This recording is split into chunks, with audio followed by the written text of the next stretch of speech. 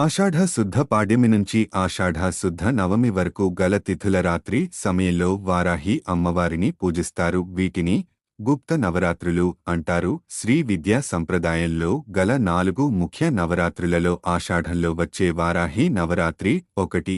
వారాహి దేవి లలితా పరాభట్టారిక యొక్క సేనాని. లలిత యొక్క రథ, గజ, తురగ, సైన్య బలాలు అన్నీ వారాహి యొక్క అధీనంలో ఉంటాయి. అందుకే ఆవిడను దండనాథ అన్నారు.